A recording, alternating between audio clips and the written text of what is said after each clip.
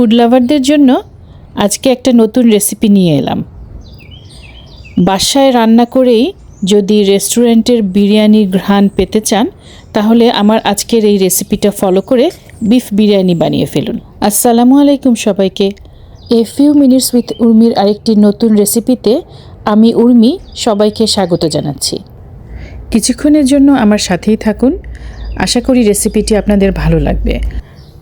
আর আমি ঠিক যেভাবে দেখাচ্ছি এভাবে স্টেপ বাই স্টেপ ফলো করে আপনারাও বাসায় বানিয়ে ফেলুন এই বিফ বিরিয়ানি। আমি নিশ্চিত আপনাদের পরিবারের সবাই প্রশংসায় পঞ্চমুখ হয়ে যাবে। চলুন তাহলে শুরু করা যাক। বিফ বিরিয়ানির জন্য আমি নিয়েছি 2 কেজি হাড়সহ গরুর মাংস।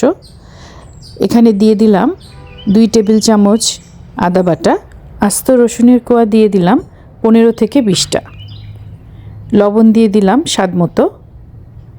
এরপর দিতে হবে ধনে গুঁড়ো 1 টেবিল চামচ, তেল 1 কাপ,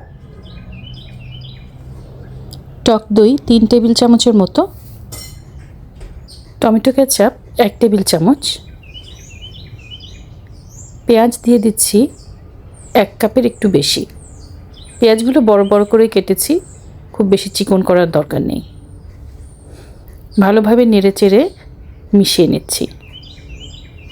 এবার দিয়ে দিলাম দারচিনি, তেজপাতা, ছোটো এলাচ আর কালো এলাচ। দিয়ে দিলাম শুকনো মরিচের গুঁড়ো 1 চা চামচ।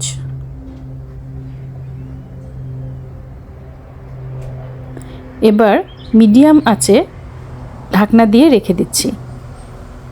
ঢাকনা খোলার পরে দেখতে পারবেন অনেক পানি বেরিয়েছে। এবার এই পানিতেই মাংসটাকে আমি কষিয়ে নিচ্ছি।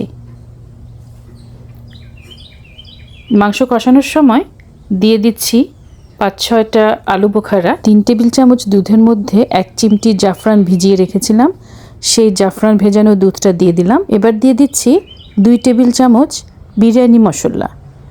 এই বিরিয়ানির মশলার একটা রেসিপি আমার ইউটিউব চ্যানেলে দেওয়া আছে, আপনারা চাইলে সেটা দেখে নিতে পারেন। আমার মাংসটা সিদ্ধ হয়ে গেছে আর পানিটা যখন শুকিয়ে গেছে দিয়ে দিলাম 1 কাপ ঘন দুধ। আপনাদের যদি মাংস এখনও সিদ্ধ হয়ে না থাকে এ পর্যায়ে পানি দিয়ে আরেকটু সিদ্ধ করে নেবেন। এখানে আরেকটা হাঁড়িতে আমি নিয়েছি 5 কাপ চালের জন্য 9 কাপ পানি। দিয়ে দিলাম লবণ, দিয়ে দিচ্ছি স্টার মশলা 3-4টা, শাহি জিরা দিয়ে দিচ্ছি 1 টেবিল চামচ। এবার ঢাকনা দিয়ে অপেক্ষা করব পানিটা ফুটে ওঠা পর্যন্ত। পানিটা যখন ফুটে উঠবে তখন পানি ঝরিয়ে রাখা চালগুলো এখানে ঢেলে দিচ্ছি। দিয়ে দিলাম তেল 1 টেবিল চামচ। নেড়েচেড়ে মিশিয়ে নিচ্ছি। এবার ততক্ষণ পর্যন্ত অপেক্ষা করব যতক্ষণ না চালটা পানিগুলো একদম টেনে নিচ্ছে।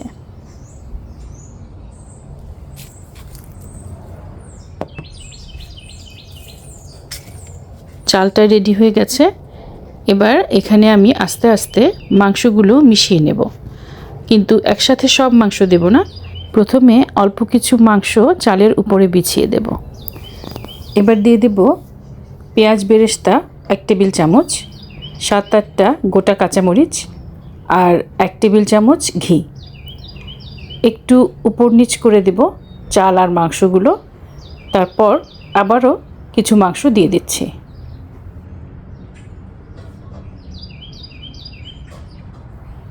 আর এই মাংসের উপর আবার দিয়ে দিতে হবে পেঁয়াজ বেরেস্তা 1 টেবিল চামচ,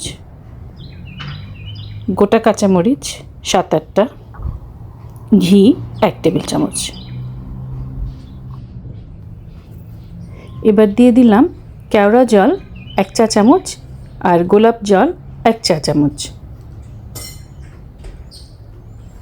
আবারও অল্প কিছু ঘি ছিটিয়ে দিলাম। দিয়ে দিলাম পেঁয়াজ বেরেস্তা আর জাফরান ভিজিয়ে রাখা দুধ, বাকিটুকু দিয়ে দিলাম।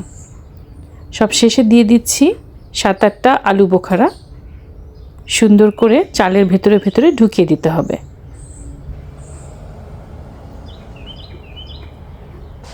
এবার ঢাকনা দিয়ে রেখে দিচ্ছি 15 মিনিট। চলে এলাম 15 মিনিট পরে। আমার বিফ বিরিয়ানি একদম রেডি। এবার শুধু সার্ভ করার পালা। দেখেই বুঝতে পারছেন নিশ্চয়ই কতটা ঝরঝরে আর দেখতে কত সুন্দর হয়েছে। খেতেও কিন্তু দারুণ মজা। এবার সার্ভিং ডিশে বেড়ে আচার অথবা সালাদের সাথে গরম গরম পরিবেশন করুন। দেখবেন সবাই কত পছন্দ করবে। আশা করি সবাই এটা বাসায় ট্রাই করে দেখবেন, আর অবশ্যই আমাকে কমেন্ট বক্সে জানাবেন আপনাদেরটা কেমন হলো আর কে কী বলল। আজ তাহলে এ পর্যন্তই। আবারও নতুন কোনো রেসিপি নিয়ে আপনাদের কাছে হাজির হব ইনশাআল্লাহ। সেই পর্যন্ত সবাই ভালো থাকবেন।